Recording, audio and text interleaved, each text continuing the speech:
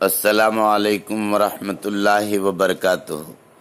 ناظرین کرام، آپ تمام کا الخیر ٹرسٹ CGM چینل میں خیر مقدم ہے، اور آج کی ہماری گفتگو کا عنوان ہے سیرت طیبہ صلی اللہ علیہ وسلم۔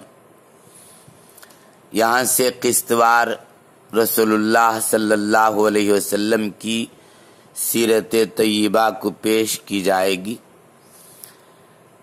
آپ تمام احباب سے ہماری گزارش ہے کہ آخر تک ضرور سنیں، بار بار سنیں اور دوسروں تک شیئر کریں۔ اللہ آپ کو اس کی جزا عطا فرمائے۔ یہ پہلی قسط ہے، پارٹ 1 کے نام سے آپ کے سامنے آ رہی ہے۔ الحمدللہ رب العالمین والصلاة والسلام علی سید المرسلین وعلی آلہ واصحابہ اجمعین، اما بعد۔ قال رسول اللہ صلی اللہ علیہ وسلم: اول ما خلق اللہ نوری، او کما قال علیہ الصلاة والسلام۔ صدق اللہ العلی العظیم وصدق رسولہ النبی الکریم، ونحن علی ذلک لمن الشاہدین والشاکرین والحمد للہ رب العالمین۔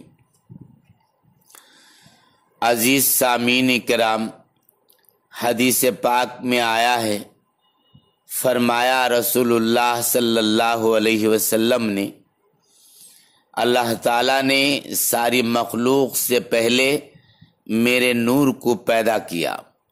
اول ما خلق اللہ نوری، سارے مخلوق سے پہلے اللہ نے رسول اللہ صلی اللہ علیہ وسلم کے نور کو پیدا کیا، اور سارے عالم کو اسی نور سے جلوہ ظہور میں لایا۔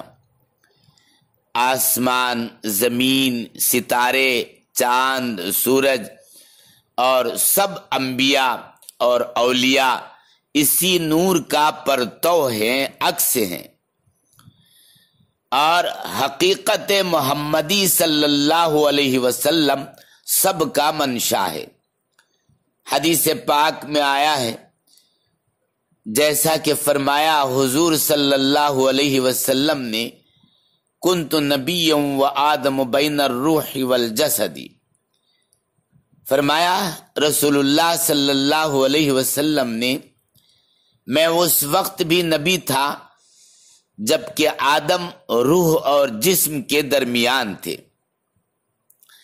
بعض روایتوں سے معلوم ہوتا ہے کہ علم الہی، اللہ کے علم میں تمام نبیوں کی نبوت مسلم ہے، ثابت ہے، لیکن حضور صلی اللہ علیہ وسلم کی نبوت فرشتوں اور روحوں کے درمیان ظاہر اور معلوم تھی، مگر اور نبیوں کی نبوت مخفی و پوشیدہ یعنی چھپی ہوئی تھی۔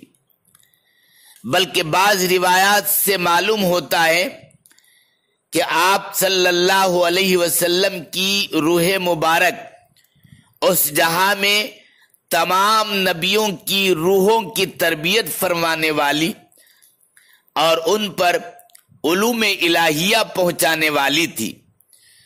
احادیث میں موجود ہے، جب اللہ تعالی نے نور مصطفیٰ صلی اللہ علیہ وسلم کو پیدا فرمایا اور آپ صلی اللہ علیہ وسلم کے نور سے تمام انبیاء علیہ السلام کے انوار نکالے گئے، تو اللہ جل جلالہ نے نور مصطفیٰ صلی اللہ علیہ وسلم سے ارشاد فرمایا کہ ان انوار کے جانب نظر فرمائیے۔ جب حضور صلی اللہ علیہ وسلم نے ان انوار پر نظر فرمائی تو ان تمام کے انوار پر آپ کا نور غالب آ گیا اور دوسروں کے نور ماند پڑ گئے، پھیکے پڑ گئے۔ وہ انوار کہنے لگے، عرض کرنے لگے، اے ہمارے رب، اے ہمارے پروردگار، یہ کس کا نور ہے جس کے سامنے، جس کے آگے ہمارے انوار پھیکے پڑ گئے، ماند پڑ گئے؟ تو اللہ جل جلالہ نے فرمایا، یہ نور محمد بن عبداللہ کا ہے، اگر تم ان پر ایمان لاؤ گے تو ہم تم کو نبی بنائیں گے۔ تو سب نے بیک زبان عرض کیا کہ اے ہمارے رب، ہم ان پر اور ان کی نبوت پر ایمان لائے۔ اسی پر اللہ تعالیٰ نے فرمایا، میں تم پر گواہ ہوں۔ عزیزو، جب اللہ تعالیٰ نے نور محمدی صلی اللہ علیہ وسلم کی روشنی دنیا میں پھیلانے کے لیے آدم علیہ السلام کو پیدا کیا اور نور محمدی صلی اللہ علیہ وسلم کو حضرت آدم علیہ السلام کی پیشانی میں چمکایا، پھر وہ نور آدم علیہ السلام سے منتقل ہوتے ہوئے ایک کے بعد دیگر حضرت عبد المطلب تک اور ان سے حضرت عبداللہ آپ کے والد ماجد کو پہنچا، اور عبد المطلب نے حضرت عبداللہ کا نکاح اما آمینہ رضی اللہ تعالی عنہا سے کیا۔ حضرت عبد المطلب فرماتے ہیں کہ ایک مرتبہ میں حتیم کعبہ میں سو رہا تھا کہ خواب میں ایک عجیب و غریب درخت دیکھا۔ اس کی شاخیں، اس کی ڈالیاں بڑھتے بڑھتے آسمان کو چھونے لگے اور پھیلتے پھیلتے مشرق و مغرب پر چھا گئیں۔ اس درخت سے ایسا نور نکلا کہ سورج بھی اس کے آگے پھیکا تھا، مان تھا۔ عرب و عجم اس کے سامنے سجدہ ریز تھے۔ قریش کی ایک جماعت اس درخت کی ٹہنیوں کو پکڑی ہوئی تھی، جبکہ دوسری جماعت اس کے کاٹنے کے در پہ تھی۔ کاٹنے والی جماعت کے قریب ایک نوجوان نکل آیا۔ وہ ایسا حسین و جمیل، پاکیزہ خوشبو والا انسان، حضرت عبد المطلب فرماتے ہیں کہ میں نے پہلے کبھی نہیں دیکھا تھا۔ وہ نوجوان کاٹنے والوں کو مار کر بھگا دیا۔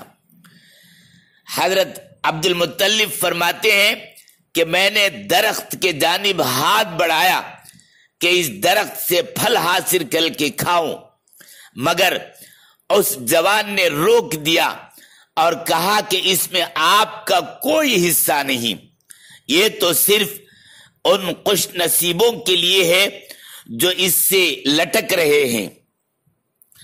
ابھی یہ دیکھ رہا تھا کہ نیند سے بیدار ہو گیا، اور بیداری کے بعد ایک کاہنہ عورت کے پاس گیا تاکہ خواب کی تعبیر پوچھ سکوں، خواب کی تعبیر دریافت کر سکوں۔ جب وہ کاہنہ عورت یہ اس خواب کے واقعے کو سنا تو گہری سوچ میں ڈوب گئی۔ اس کے چہرے کا رنگ بار بار بدل رہا تھا۔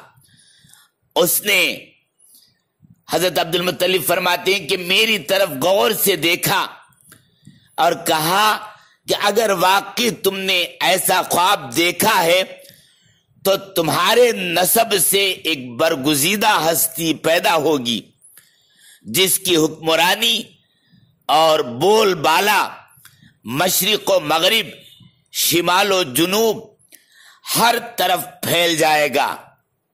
یہ واقعہ دوستو آپ صلی اللہ علیہ وسلم کے دنیا میں تشریف لانے سے پہلے کا ہے کہ آپ کے آنے کی خبر دے رہا ہے۔ اللہ پاک ہمیں ان واقعات کو سن کر یقین کے ساتھ عمل کرنے کی توفیق عطا فرمائے، آمین۔ وآخر الدعوانا الحمد للہ رب العالمین۔ السلام علیکم ورحمۃ اللہ وبرکاتہ۔